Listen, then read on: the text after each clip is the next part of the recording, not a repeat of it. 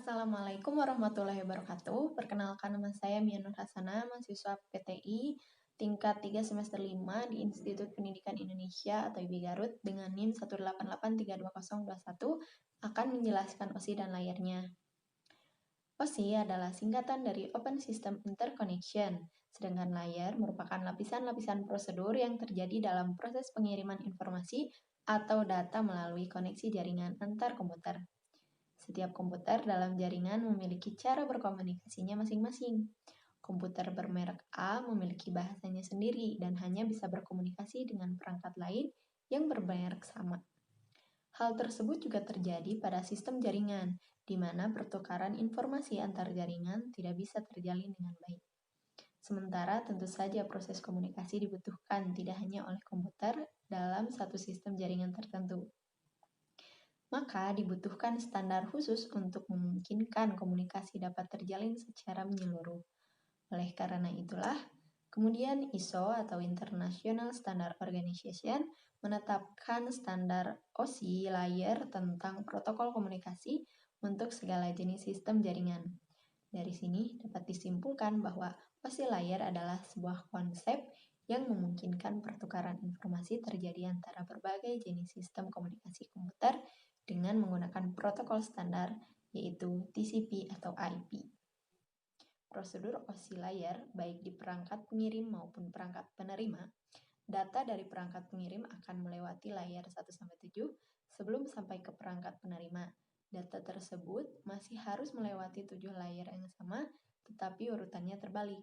Standar OSI layer bekerja dalam prosedur yang sistematis.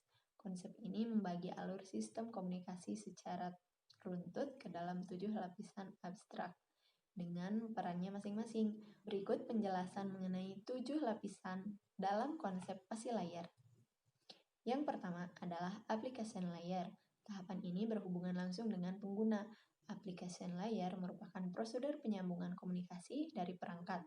Artinya, application layer adalah penghubung antara perangkat dan sistem komunikasi. Contohnya saat mengirim email, seperti Gmail, akan memulai komunikasi dengan jaringan sebelum pesan bisa dikirim. Disinilah application layer berlangsung, melibatkan protokol HTTP, SMTP, FTP, dan Telnet. Yang kedua adalah presentation layer, bertanggung jawab untuk mempresentasikan data agar bisa digunakan dengan program tertentu, atau dengan kata lain mempresentasikan data agar program tersebut dapat menyerap, mengakses, dan menggunakannya. Presentation layer berperan sebagai penerjemah bahasa komunikasi yang berbeda antara dua perangkat komputer, melakukan inskripsi data dari perangkat sumber lalu mendeskripsikannya pada perangkat penerima. Yang ketiga adalah session layer. Durasi waktu yang diperlukan untuk berkomunikasi disebut dengan session atau sesi. Lapisan ini bertanggung jawab untuk membuka jaringan dalam durasi waktu yang cukup agar pertukaran data berjalan dengan baik. Session layer mengirimkan data melalui pos-pos. Contohnya, untuk mengirim 100 data, session layer bisa mengatur penempatan pos setiap 10. Jika setelah mencapai 50 tiba-tiba jaringan terputus, maka pengiriman data bisa diulangi dari pos terakhir. Yang keempat adalah transport layer, berperan sebagai penanggung jawab kiriman pesan antara dua perangkat, mengambil data dari layer sebelumnya dan meneruskannya ke lapisan berikutnya, sekaligus memastikan bahwa data tersampaikan dengan baik. Lapisan ini juga bertanggung jawab mengendalikan alur komunikasi antara dua perangkat yang kecepatan internetnya berbeda agar dapat saling mengoptimalkan. Juga memastikan data tersampaikan secara lengkap dan meminta kiriman ulang jika gagal. Yang kelima adalah network layer. Network berarti jaringan. Dalam hal ini, network layer bertugas untuk memberikan jalur sebagai fasilitas bagi program pertukaran informasi antara dua jaringan berbeda. Network layer tidak diperlukan pada komunikasi perangkat di jaringan yang sama. Network layer mencari jalur komunikasi terbaik antar jaringan atau routing. Lapisan ini menyalurkan data kiriman dari perangkat sumber dengan cara membaginya dalam paket-paket kecil, lalu menyusun kembali ketika telah sampai pada perangkat penerima.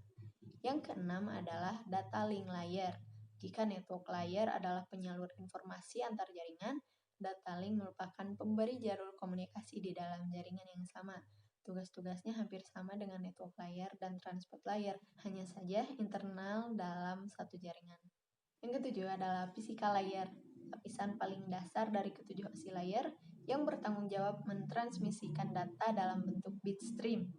Physical layer mencangkup segala piranti pertukaran informasi yang dimiliki oleh dua perangkat yang melakukannya, termasuk kabel dan tombol-tombol.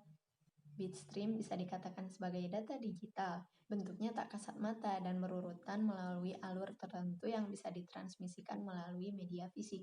Contoh data digital seperti tegangan listrik, frekuensi radio, frekuensi internet, cahaya, dan lain-lain. Sekian pemaparan materi dari saya, semoga bisa bermanfaat.